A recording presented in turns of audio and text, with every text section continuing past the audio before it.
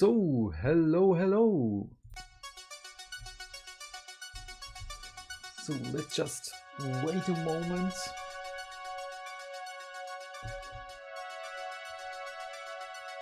Let me just check if the sound is correctly attuned.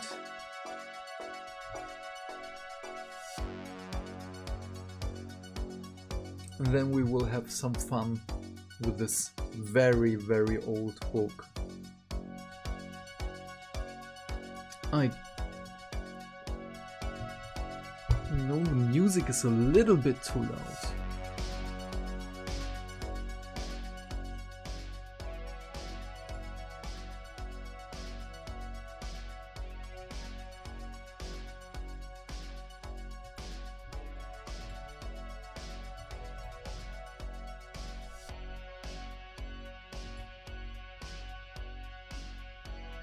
So I wonder if this is better. It takes about 30 seconds until the stream just catches up with my phone. And of course now my dog wants to play. Yes, very cute.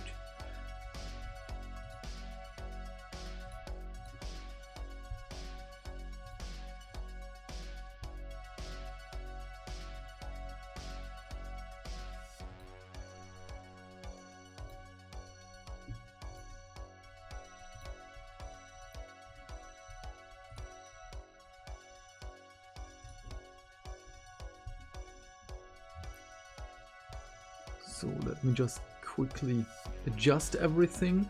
Okay. Let's look through this beauty. So I first wanted to record and edit this, but in hindsight this would take just too much time to go through this book. And I don't know if my PC will survive the whole editing.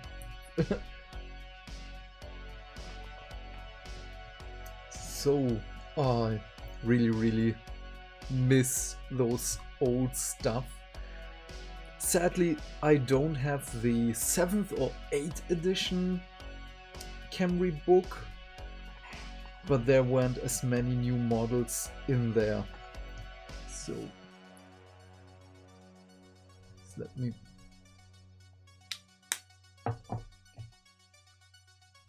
so one of the things many people are right now criticizing about Games Workshop: the credits for everyone involved with this book. Army list design, Alessio Cavatore. Design, Anthony Reynolds and Gav Thorpe. Additional material, Space McQuirk. Yes, really awesome name. And Graham McNeil, one of my favorite authors in the Black Library. Illustrations, of course, John Blanche, Alex Boyd, Paul Dainton, David Gallagher, Nuala Kennedy and Karl Kopinski. Cover art, Paul Dainton, of course, this amazing piece of cover art. Graphics, I don't know what the difference between the illustration and graphics is. Nuala Kennedy and Stefan Kopinski. Miniature designers, Dave Andrews, Juan Diaz. Juan Diaz is so long in Games Workshop? I totally forgot how long he's involved with this. Colin Dixon, Colin Grayson, Mark Harrison, Alex Hedstrom, Ellie Morrison and Trish Morrison. And even the people who designed and built everything terrain in the background, Mark Jones and Dave Andrews, are credited, so this is great. Miniatures painted by Neil Green, Tammy Hay, Darren Latham. We all love Darren. Or Daz. Kirsten Mickelberg, Sepp Herbert and Keith Robertson. and the translators, and special thanks. So, let's dive in. I really miss these old books, and I never have really the chance to go through them with the bone giant in the background and the snake biting this dude's face off. Ah, yes. So of course, many story things, fluff in the background. The Hekara, all the legendary kings, first dynasty, etc. About 2,500 years before imperial time scaling or time calculations. I don't know how to translate this in a quickie. Then all the kings after Setra, Atav, Kutev, Atav II, Uteb, Wakav, Serkev, Nekesh, and of course here in the bottom, in the third dynasty, Nagash. Ah, awesome. And those aren't skeletons here, those are proper mortals as of this moment here. And here, slowly but surely, here, the first skeleton, he's getting more skeletonified. Hey, Dogo. I'm kinda scared that I will drive over her footsies with my chair. Well, just a moment. Oh, here. Have your ball.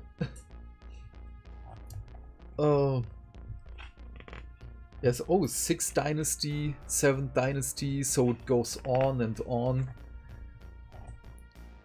Nagash's revenge, or vengeance, something in this category of terminology.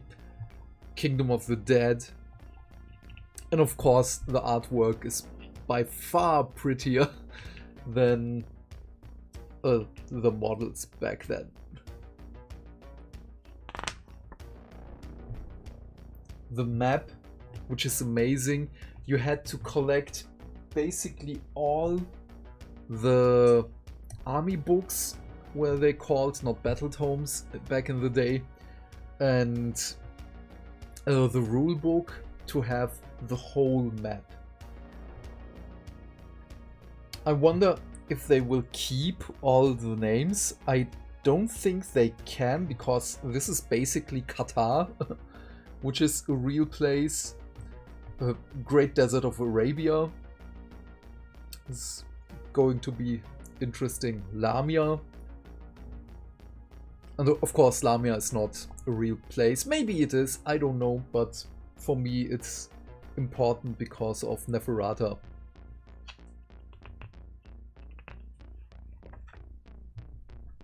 So stories by the Oasis, no, not by the Oasis, from the Oasis.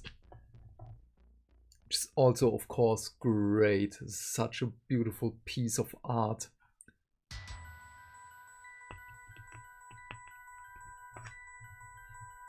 And 2 pages of background with the skeletons bound onto the pillar. Well, I guess they weren't skeletons as they were bound onto the pillar. Again, a more detailed look on the map.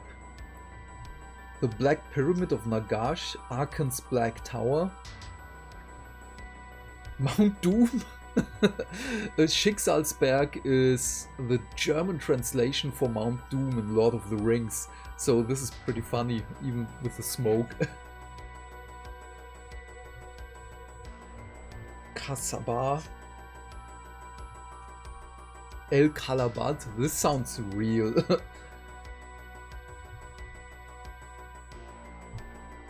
Zandri Dust for the color lovers. Nagashizar.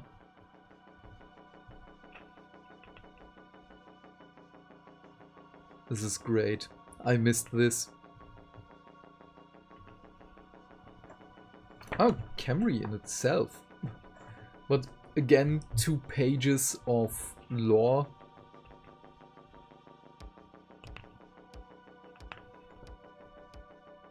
Oh, okay, now already the army rules. Undead. Every model in the army is undead. Huh, who would have thought? Yeah, and they have special rules. The general. So general back then in the world that was, probably also in the upcoming The Old World. I hope so that this is a thing. Is the hero with the highest bravery is automatically your commanding officer for the army. So you don't have the choice, basically. If you have 2 models with the same bravery, then you have the choice. Okay, the army has to contain at least 1 Tomb King or Tomb Prince. One of which has to be the general, so the commanding officer, the one with the higher bravery. And yes, if there are 2 models with the same bravery, then you have the choice. But with a Cavalry specialty for the Tomb Kings, you need at least 1 Priest of Death or High Priest of Death in the army. Otherwise, you can't play. So you need at least 2 heroes. So let me take a sip. Stay hydrated.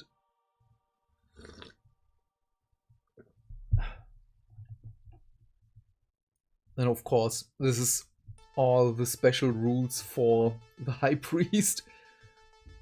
Yes, if the High Priest dies, then your whole army basically crumbles away. And every turn of the Tomb Kings player, you have to roll against your bravery. Let me check. Yes, against the bravery.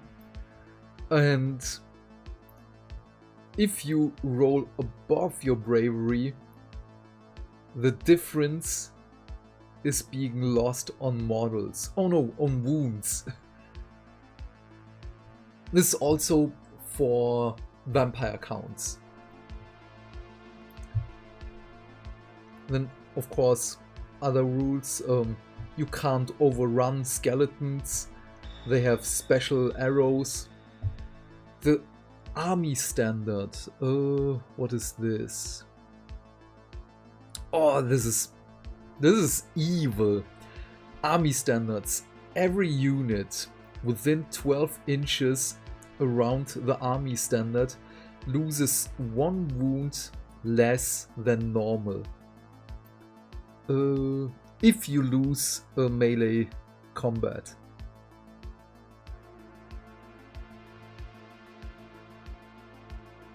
Okay.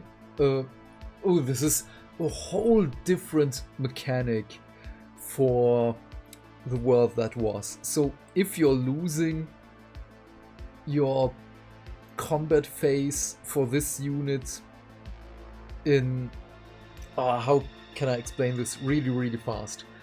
So you just had to add how many models did you destroy of your opponent, how many models did he destroy, and how many models do you have after the destruction and killing of your models. Do you have a unit champion? Do you have a musician? Do you have a unit banner bearer? All of this is just cumulative for your score in this combat, and then you have to check who has the highest score. And if you lose, you subtract 1 from your lost model count. This is the army standard. Your whole army is immune against psychology, so of course they are fearless, they are skeletons, they can't run away, and there is so much stuff going on. This is one of the best rules ever. Even the Dark Elves Blackguard have these, and they were my favorite unit in the whole army. Of course, skeletons. So this was more of a role-playing game. Your whole army exudes fear, basically. Your enemy has to check their bravery if the unit is able to charge or not. This was wild. Your army can't march, and the only reaction you can give for a unit who's being charged is, okay, I accept. You can't run away, you can't let all hell loose, and yeah, you have to accept the enemy charge. So, heroes and commanders. There is a difference for heroes and commanders. I will get to this later. First of all, Tomb Kings. But we have here Tomb Princes and Tomb Kings, which is basically just an upgrade for a better profile, for better bravery. But there is also another thing for this upgrade. Basically, you can give your Tomb King more and better artifacts, and your Tomb Prince is a better lieutenant. So, hydrate.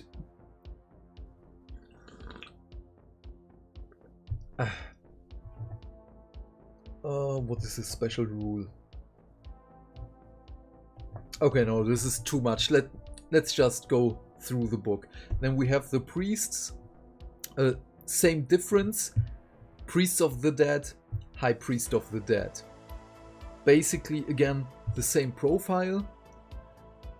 Just a little bit more difference, and the High Priest is a better spellcaster, and so on. And the Tomb Kings, of course, the better melee combatant in comparison to the Tomb Prince.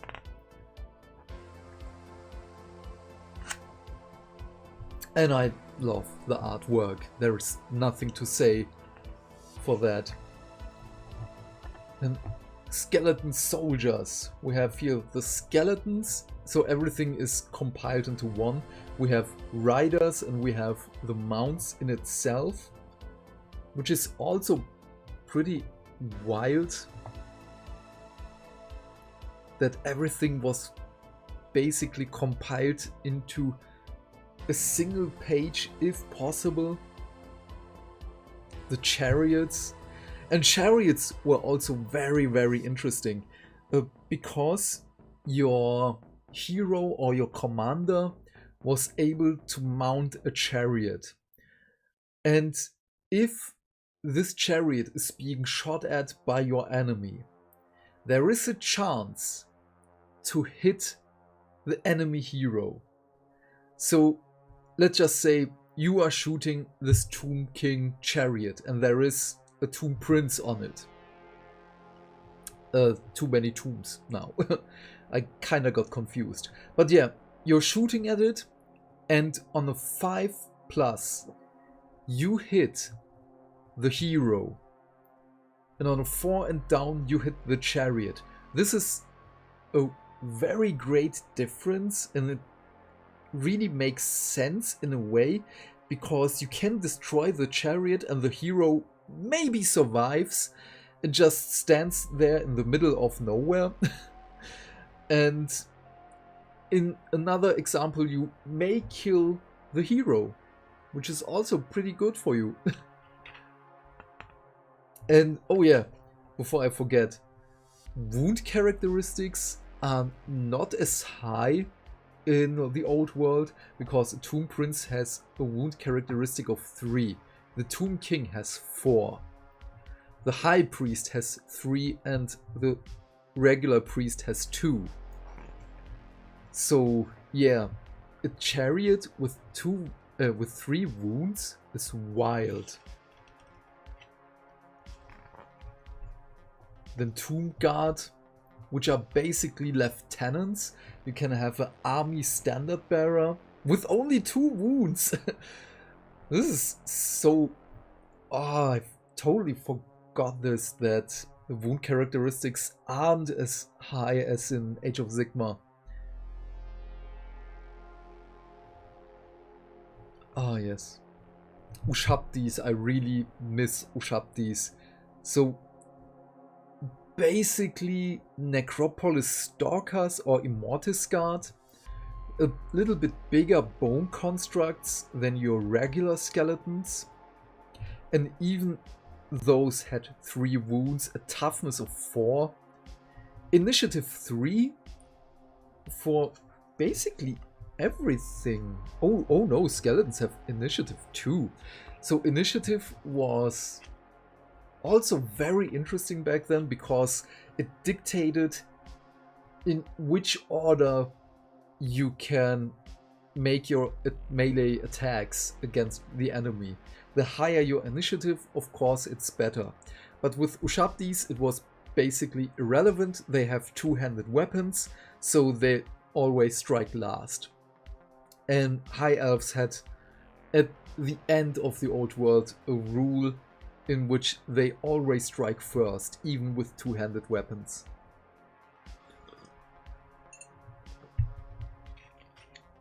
Strength 6. This is awesome. So yeah, and I'm doing this because it is my belief that Warhammer the Old World will go back to these profiles because it's basically the Horus Heresy for Age of Sigmar. Then we have Tomb Swarms, which are basically Tomb King Nurglings. You have just a base with many things on it, and they even have the rule Tiny. And something skitters out of the ground. This is funny.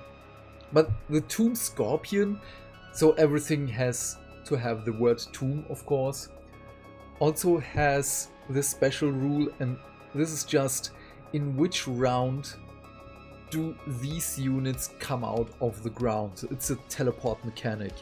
You put the units into reserves and they appear sometimes. They appear sometimes somewhere in whichever round you roll on. Tomb Scorpions, I miss those. And they were big. They weren't regular scorpion sized. They were really big for back then. Gift poison attacks, not gifts. They aren't bringing presents to the fight. They were able to kill outright. I totally forgot that. Natural resistance against magic. The one behind the magic resistance means if you cast something against the Tomb Scorpions, you already you have 1 dice against the spell, and you have to roll higher than that. But you can add more dice to this pool if you have, you have to have a priest, so it makes it a little bit easier to resist spells. The vultures, I don't know if those are called vultures in English. Yeah, basically your fell bats for the Tomb Kings. Yeah, flying, there's nothing special to them. But Bone Giants, and I love the editing that they are not obscuring the amazing artwork. I miss this. Oh yes, and Bone Giants aren't in the category of, oh yeah, they have the aura of fear. No, they have, what is more than fear? I have to Google this. Just give me a moment. Because my brain just shuts down when I'm looking for a direct translation. Fright? Ah, no.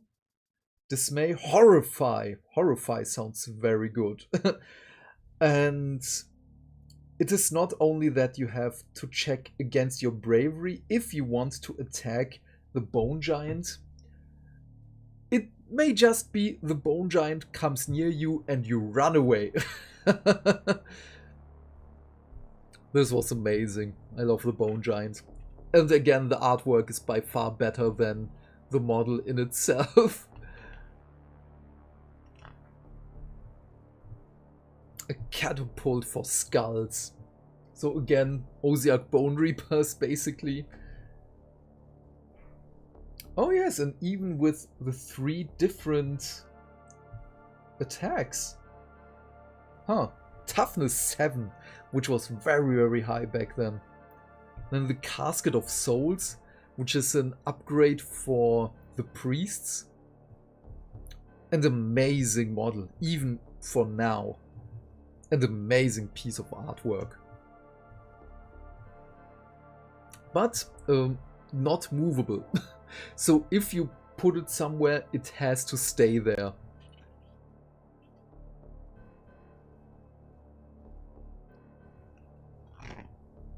So, oh yes, magic. Magic was wild back then. I love magic. I had my dark elves were an army with only magicians. I had only sorceresses. Because magic was just so much fun.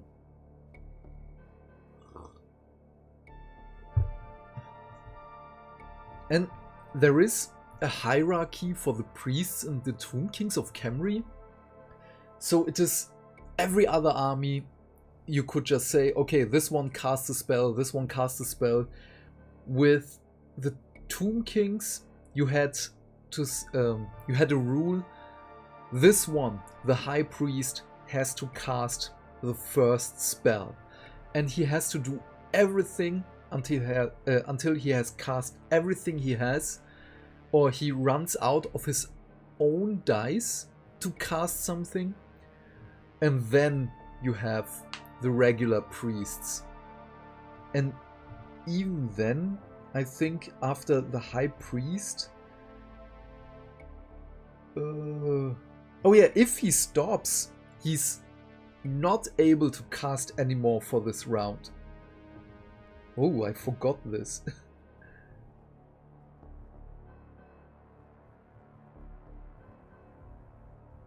Oh no, it's the other way around. You have to start with the lowest priest up to the High Priest. It's a ritual for over thousands of years. Nice fluff. I love this.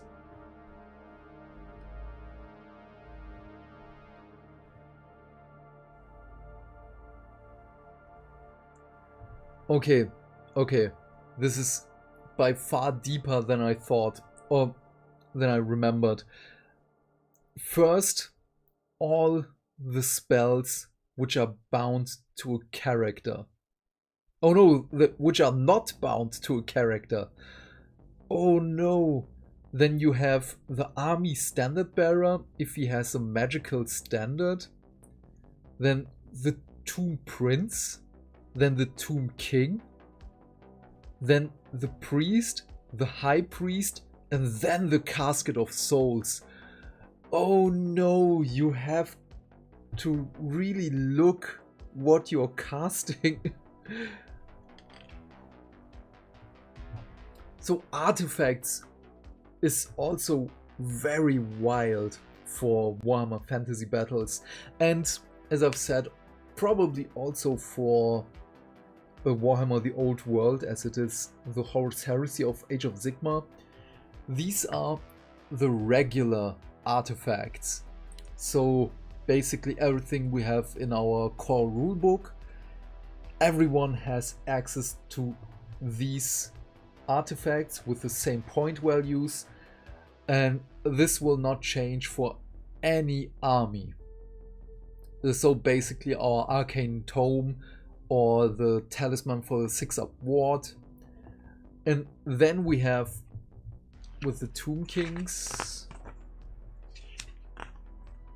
4 pages of artifacts. We have weapons, we have armor, we have talismans, we have enchanted items, arcane artifacts, and magical standards. Whoa, okay. And the point values were also, for a different reason, very important. You have commanders which are able to wield up to 100 points, additional points of artifacts, and every other hero is only able to carry around up to 50 points of artifacts.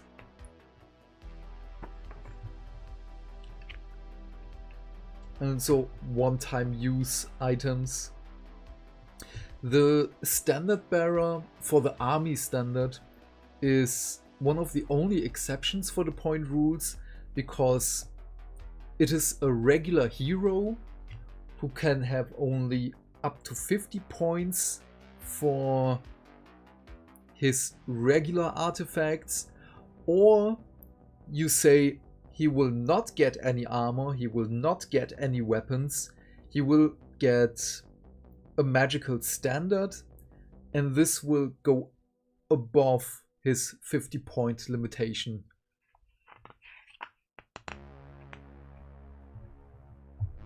Yes, and then the army roster, which is a thing I really miss. First of all, how many character models are allowed in an army? Under 2000 points, at max 3 characters and 3 heroes. So basically you're just allowed 3 heroes. 2000 points and above, at max 4 characters, which is basically 4 heroes or 3 heroes and 1 commander. The commander is important, in which I will, yes, on the next page I will explain the commander. So troops, which is also pretty fascinating for back then. Under 2000 points, 2 battle line units, up to 3 elite units and 1 rare unit. 2000 points and above, at least 3 battle line units, up to 4 elites and up to 2 rare units. Forget alliances, just throw those away. This I miss.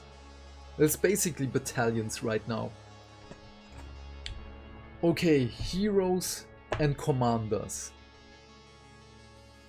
Let me just take a sip of my drink.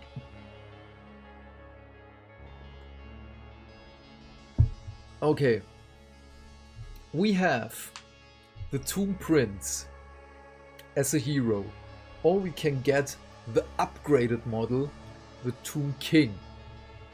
Of course, there is a point difference, 100 points for the Tomb Prince and 170 for the King. But then all the weapon options, of course, for the King are a little bit higher. The Chariot is the same, 45 points for a Chariot. But then here, as I've said, up to 50 points for artifacts for the Prince and up to 100 additional points for the King. Then we have the Army Standard Bearer. You can only have at max 1. Up to, he costs 65 points. Cannot have a Chariot. Oh yes, he can have a Chariot, okay.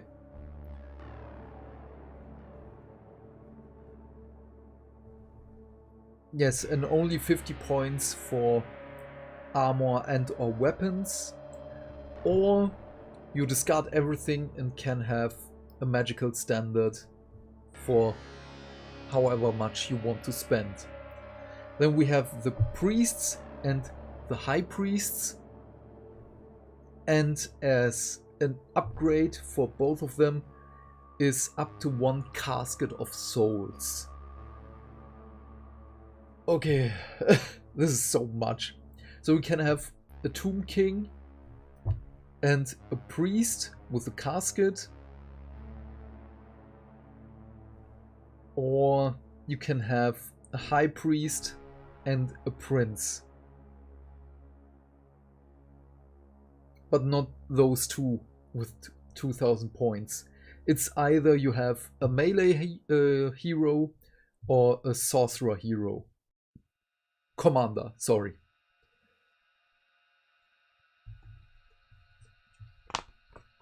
Battle line. Of course, the regular warriors. And this is also 8 points for one model. You are allowed between 10 and 40 models.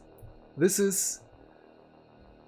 So you can say that you only want 12 models because of whatever reason. As you're moving in blocks, you can say, I don't want 2 lines of 5 dudes. I want 2 lines of 6 dudes because I want 1 more skeleton in base-to-base contact to attack my enemy. Then you have not 80 points, but you have 96 points for the unit. But then you only have a sword and a bow. You are able to exchange the bow without any additional point costs against shields. Then you have a 6+ save against shooting attacks and a 5+ against close combat attacks. For +1 point per model, you can have a light armor, which gives you a +1 armor save. So with a shield, let me just say it this way. If you have a regular weapon, so a sword and shield, you have the +1 for your armor save, +2 for being in close combat and the enemy is in front of you, another +1 for the light armor, so you have a 4+ armor save if the enemy is in front of you. Your unit is able to exchange the bows against spear and shield for +1 point a model. But with the spear, you don't have the +2 armor save, so the max you can have is a 5+ armor save with spears. Then you have the company command, basically a unit command, a musician, a standard bearer, a champion. Even your... if you have a tomb king, your regular unit standard bearer can have a 25-point magical banner. Okay, then you have the light cavalry. Yes, a swarm, basically the Nurglings. Heavy cavalry, chariots, which are able to build units with 3 to 12 chariots. This is wild. With a 5+ armor save. And you can have a musician, a standard bearer and a champion in the unit. This is amazing.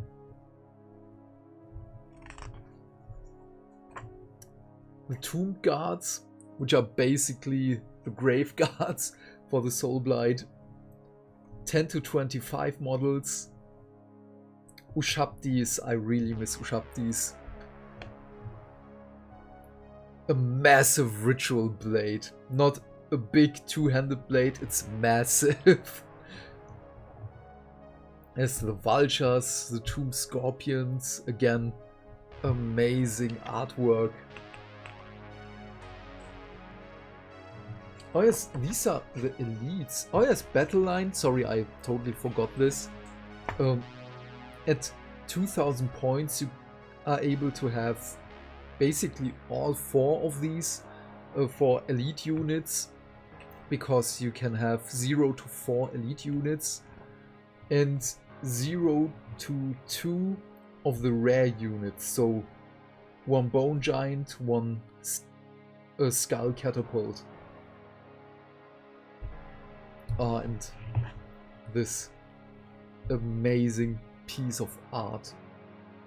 King Nakish of the First Dynasty, after his victory in the Valley of the Kings. That's so awesome. I really hope that they will bring this back, just a page with the artwork. My biggest hope is the return of the Necro Sphinx model. Yes! I don't have... I never had Tomb Kings, and I really hate that I missed my chance to buy a Necro Sphinx.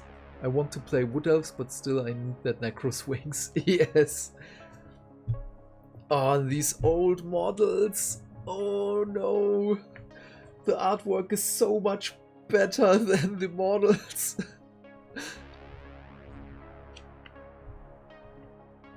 But they're so iconic.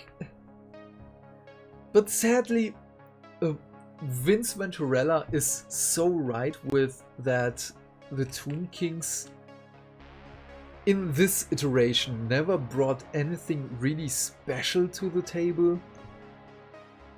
So my guess is that we will get a totally different way to play the Tomb Kings.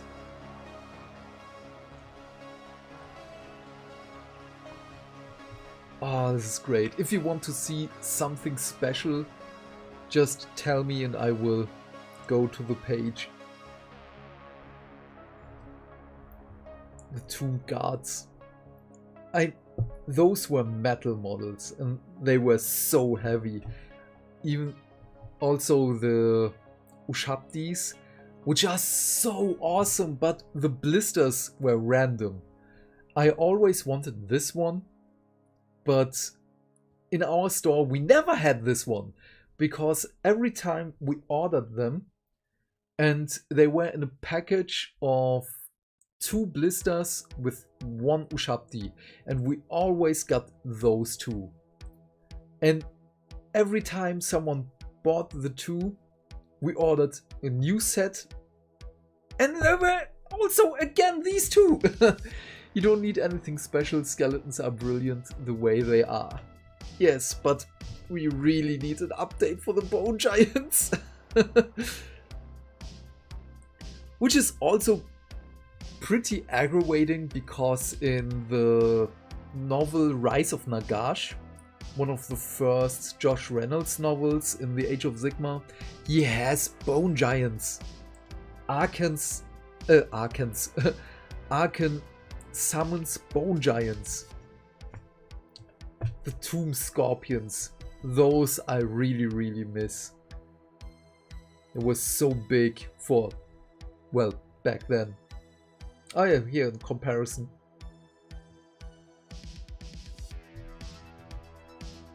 But why is there a dude in it? I forgot the lore of the Tomb Scorpion. I have to check this. One of my favorite pieces of art.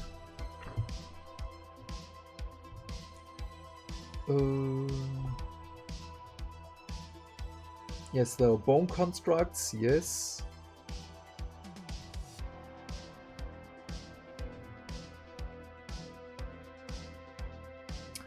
Ah, the Tomb Scorpion is a sarcophagus. It's a high priest in there who basically, yeah, well, he pilots the Tomb Scorpion.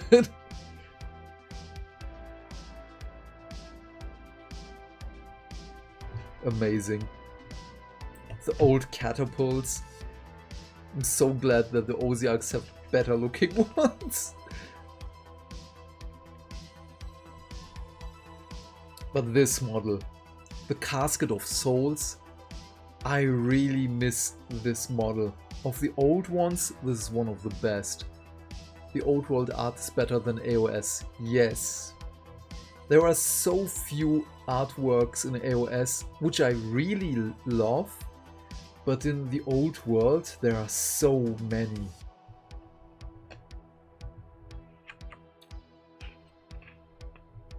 But this model, I also regret that I never bought this. And Queen, I forgot her name, the Viper Queen. Also, she has such a great model. One of the ageless models.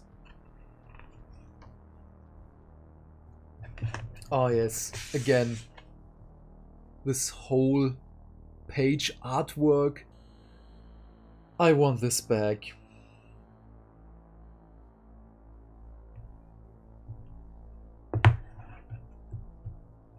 Ah yes, and the special characters.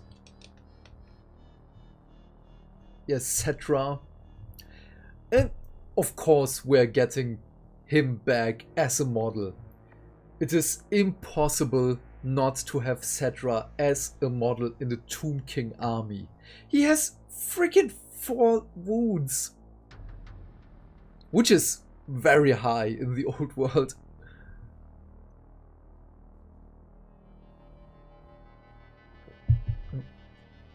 If I ever played Thousand Suns in 40k, I would like to replace the cultist models with Egyptian mummies. Oh, that is an amazing idea. And it makes sense. So many rules. How many points is he? Where is his point cost? No.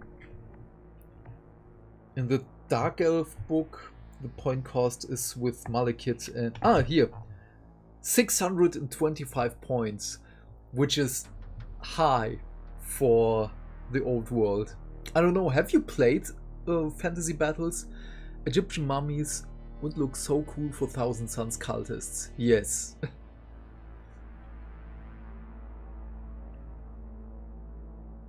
And his magical artifacts. Amazing. Khalida. Yes, the ageless model. And I'm so mad at myself that I did not buy her. 420 points. Mistress of the Viper. Tomb Queen of the Eastern Desert. As I remember correctly, she makes the archers better. Ah, but it's too much to read. Cetra is done dirty in Age of Sigmar. I don't want Nagash to have a monopoly on death. Yeah, but I love Nagash, so I do understand that he is the total monopoly on death. But I really want a death adversary for him, so that he's not only getting beaten by Archaon, by Teclis, by Sigmar, or any other one. He needs an enemy within death.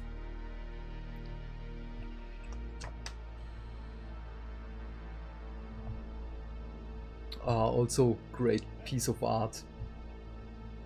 There's so much lore in these.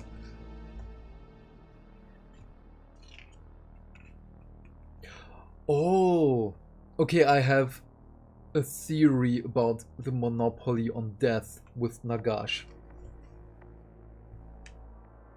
Oh, this is great, I forgot this.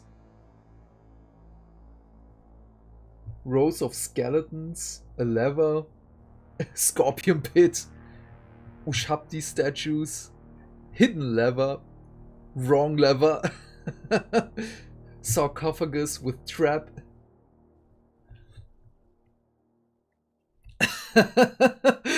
Oh, sorry. It's a tunnel with a bottomless pit. I don't... Oh, yes.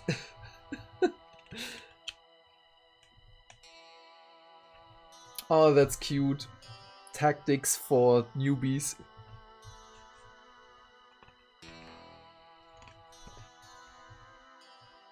Ah, yes, and the hieroglyphs in which what you can paint on your banners. That's amazing.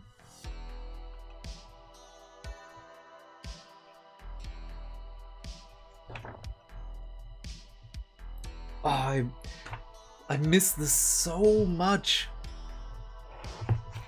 I also would have loved to make this as well with the Bretonnian army book. Sadly, I don't have it anymore. But I have Orcs and Goblins, which I will do over this week, hopefully.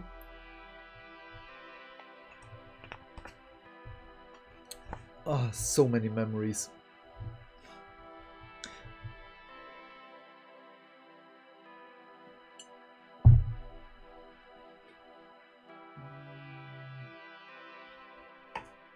So I will do this one in the upcoming days.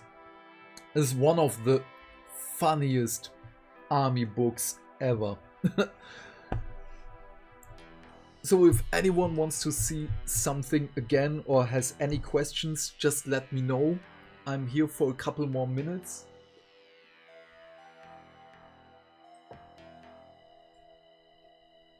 As I've said, sadly I don't have Bretonnia anymore, and I already looked on eBay, but it's just too expensive. And Skywatcher, please DM me on Instagram or write me an email. I have to ask you something.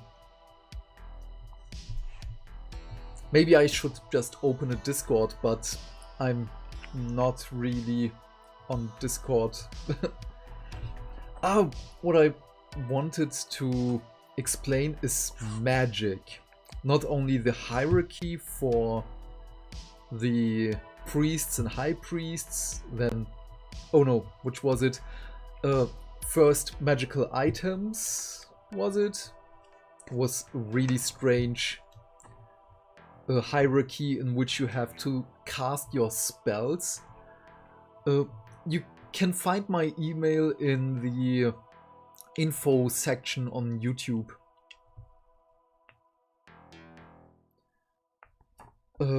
Yes, magic is... I really hope that they will do magic like in fantasy battles, because you had... how was it? You have one die around. Then you have your... Let me show it to you. You have your priest. Oh no, is it different with them? Oh no, it's different with them. Okay, let me show it in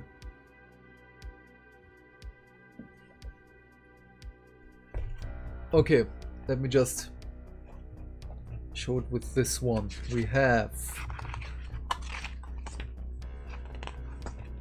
Where are the sorcerers?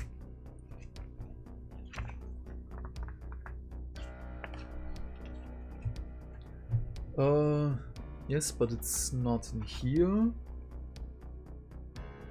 Ah, yes, and the old Sigvald, and hopefully the old Valkyr, which will come back soon, I hope. Yes, the Curseling, which we have a new one right now, but yeah, not the point. Magic. I want to explain magic, and that I hope that they will do it like back then. Magical artifacts? No, there was magic, yes.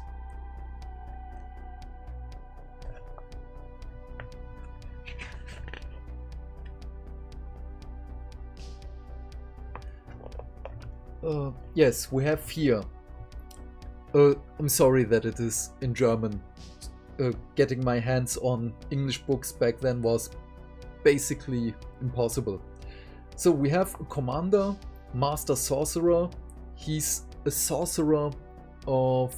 Just sent you contact mail. Thank you. I will write you in a moment. He's a sorcerer in level 3. So you have 1 die every magic phase. You get to add 3 die to this pool. You can upgrade your sorcerer to level 4, which gives you 4 die. So, well, of course I have dice.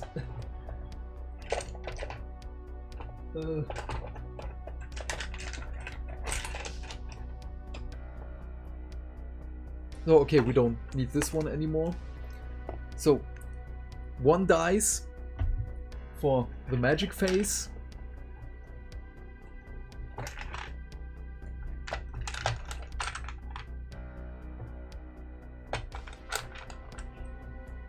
Three dice for the level 3 sorcerer. Okay, then we say we have another level 1 sorcerer, because we're only allowed to have 1 commander. So, this is now pretty fascinating. The commander has these 3 dice. Only the master sorcerer is allowed to use these 3. The regular sorcerer has this dice, but the pool dice, each one of those sorcerers can use this one. But if it is used in this round, it's gone. So you can buff up your smaller sorcerer with at least 1 dice. But now it gets complicated. It's so long ago. It's 7 or 8 years, I'm sorry.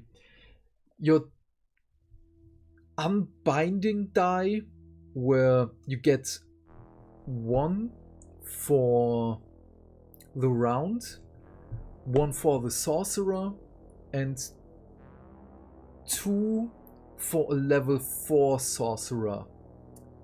If my mind is not tricking me. Yes. So I want this back, not only 2d6, and look if you can cast your spells. Because there are spells, let me just show it to you in the Chaos book again, which are going above the 10 or 12 section. If I can find it again. Oops.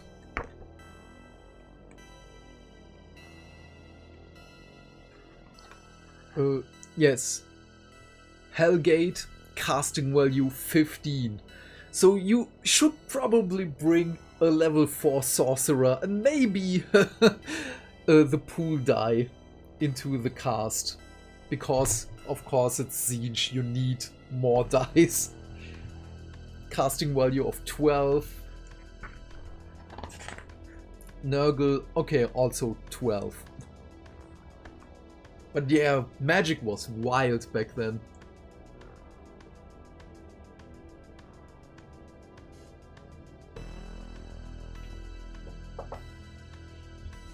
So Dark Elves were pretty magic-y because of the sacrificial dagger. You could just put your sorceress in a unit of spearmen and for every spell you cast, you could just kill one of your guys and get an extra die. So this was amazing. I loved it. Yeah. So I guess that's it for now. I hope that I will have the time on Friday to stream again for the Orcs and Goblins novel for the book. I will edit my 40k Black Library novel, the Awakenings one, in a couple of moments. And then, yeah, we'll have to see what I will do over the week. But let me just get the amazing artwork back. Where was it? Oh, yes. I love it. Amazing.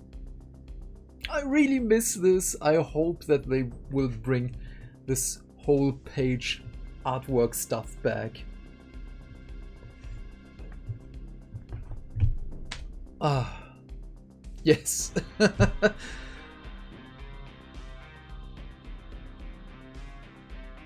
So, but then, sadly, I have to stop now.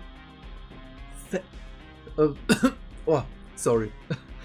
Thank you so much for watching, everyone. Again, if you have any questions, just leave them in the comment section down below and I will answer them as soon as I can, and or on the next stream with the orcs and goblins, because some questions are easy to answer in different videos if it's not Cavalry specific. Well, again, thank you so much for watching. Stay fantastic, everybody. Stay hydrated. And I will see you next time. Bye. Bye.